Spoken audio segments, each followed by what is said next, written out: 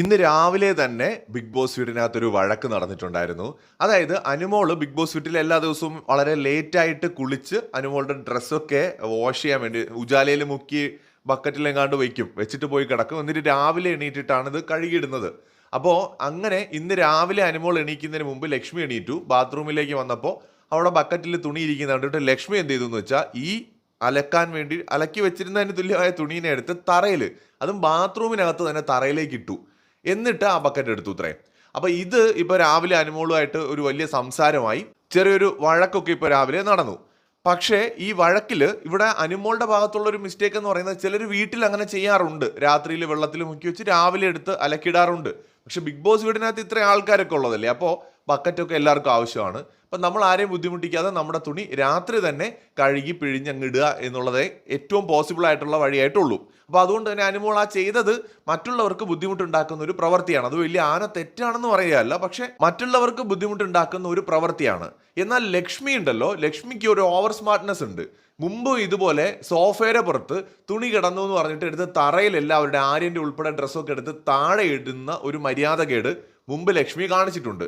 ഇപ്പോഴും ലക്ഷ്മി കാണിച്ചത് അതാണ്. ഒരു വാണിംഗ് കൊടുക്കാം, അവിടെ ക്യാപ്റ്റനെ വിളിച്ചിട്ട് പറയാം, ക്യാപ്റ്റൻ്റെ എവിടെ തുണി ഇരിക്കുകയാണ്, ഇമ്മീഡിയറ്റ് ആയിട്ട് ആരെയാണെന്ന് എടുത്ത് മാറ്റാൻ പറയും, കാരണം എനിക്കിത് ബുദ്ധിമുട്ടാണ് എന്ന് പറയാം. അപ്പോൾ ക്യാപ്റ്റൻ അത് എല്ലാവരുടെ അടുത്തും ചോദിക്കും, കാരണം ഇപ്പോൾ എണ്ണം വളരെ കുറവാണ്, വീട്ടിനകത്ത് വളരെ കുറച്ച് പേരേ ഉള്ളൂ.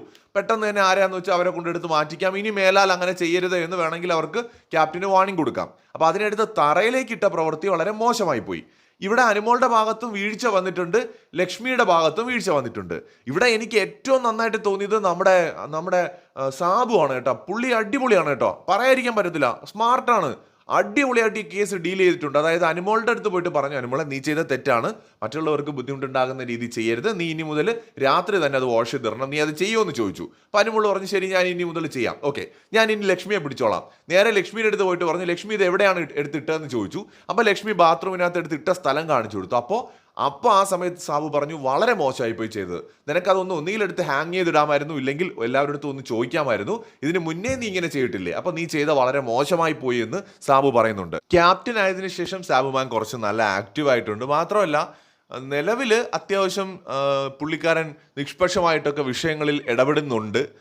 പിന്നെ ഇനി എങ്ങനെ ആയിരിക്കും നമുക്കറിയില്ല. ഇന്ന് എന്തായാലും പുള്ളി ആ ഒരു വിഷയത്തിൽ ഇടപെട്ട രീതി കൊള്ളാം. കാരണം അനുമോളുടെ ഭാഗത്ത് മിസ്റ്റേക്ക് ഉണ്ട്, അതുപോലെ തന്നെ ലക്ഷ്മിയുടെ ഭാഗത്ത് മിസ്റ്റേക്ക് ഉണ്ട്. ലക്ഷ്മിയുടെ ഒരു ക്യാരക്ടർ ചില സമയത്ത് ഭയങ്കര റൂഡായിട്ടാണ്. അതിപ്പോഴെന്നല്ല, പലപ്പോഴും സംസാരിക്കുന്നതായാലും ചില പ്രവർത്തികളുണ്ടല്ലോ, നമ്മൾ കുറച്ചൊക്കെ ഒരു അഡ്ജസ്റ്റ്മെൻറ്റ് ഒരു ബിഗ് ബോസ് പോലെ ഒരു സ്ഥലത്ത് പോകുമ്പോഴൊക്കെ വേണം. അതുപോലെ അനുമോളാണെങ്കിലും നമ്മൾ നമ്മുടെ വീട്ടിൽ ചെയ്യുന്ന പോലെ അല്ല ബിഗ് ബോസിനകത്ത്, അവിടെ വേറെ അപരിചിതരായിട്ടുള്ള കുറേ ആൾക്കാരാണ്.